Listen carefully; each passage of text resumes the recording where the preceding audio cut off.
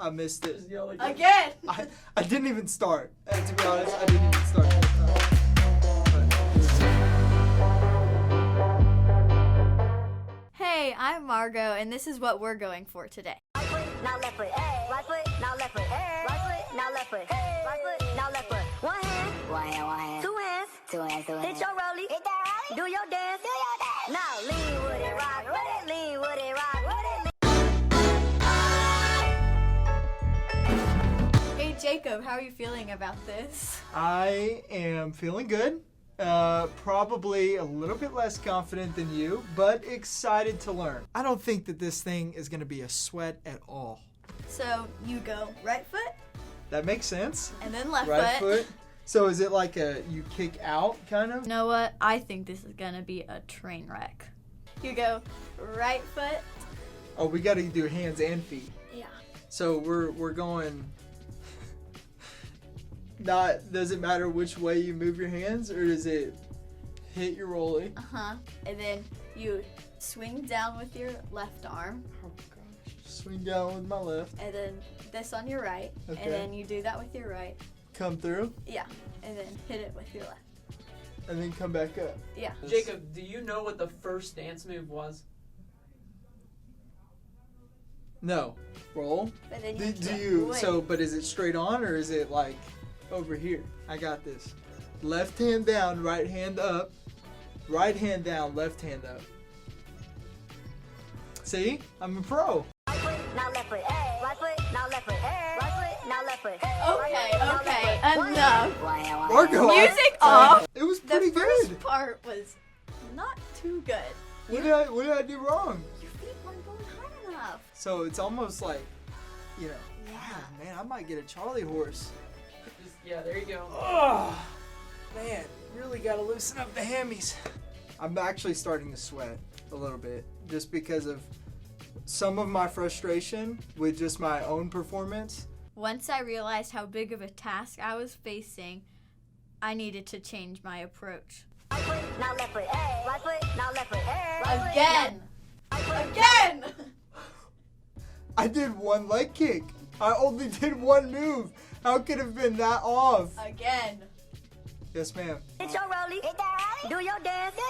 Now lean with it, rock. Again! I was almost done. I was almost finished. I feel like that was one of my better ones.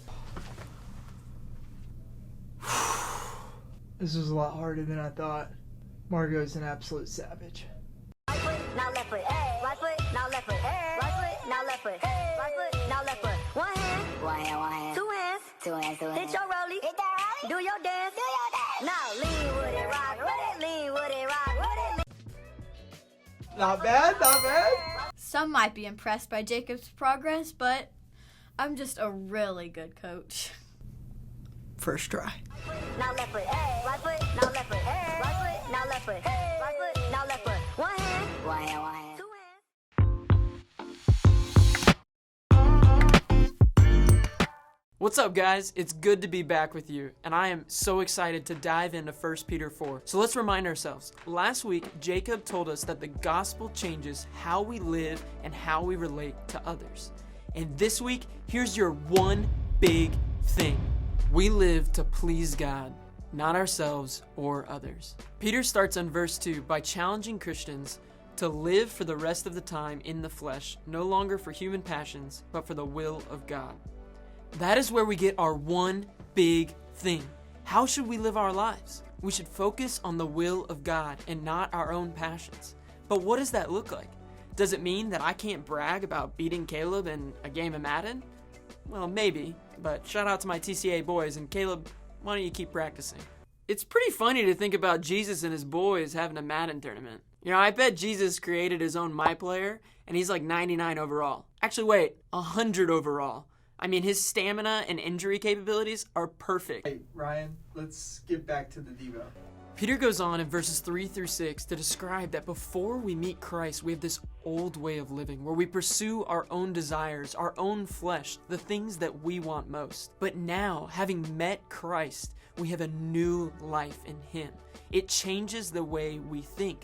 the Spirit changes what we desire, and our desires line up with God. Let me explain what this looks like. When I was in middle school, I didn't know Christ, and I lived a selfish life. Everything was about me. I wanted people to know, hey, Ryan's good at football. Ryan's the funny guy. Ryan does this, Ryan does that. It was me-centered. I was the only thing that mattered. But then my life was changed by Jesus. And now I'm not perfect, but Christ is giving humility in my life. He is teaching me how to be patient with others.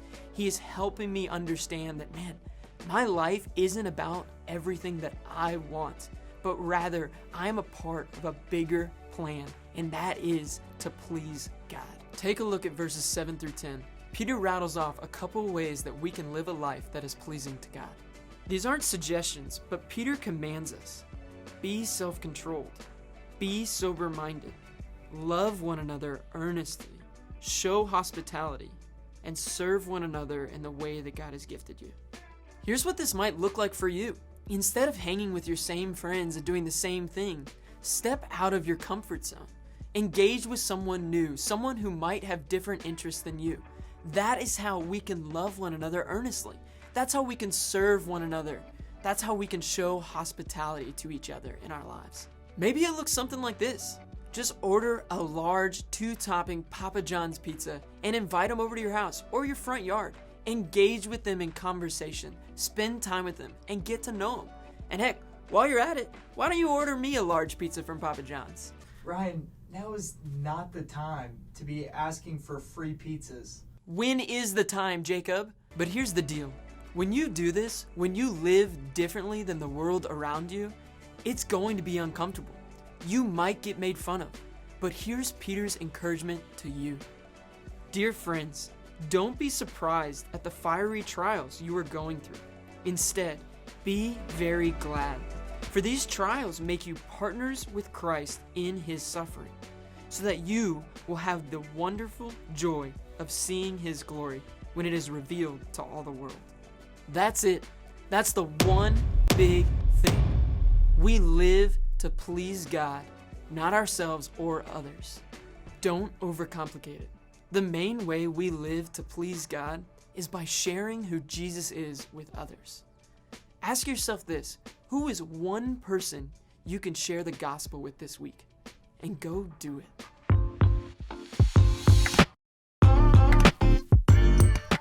Hey guys, thanks for checking out the Wakend Update. I hope you're able this week to dive deeper into God's Word and reflect on what Ryan taught us this morning.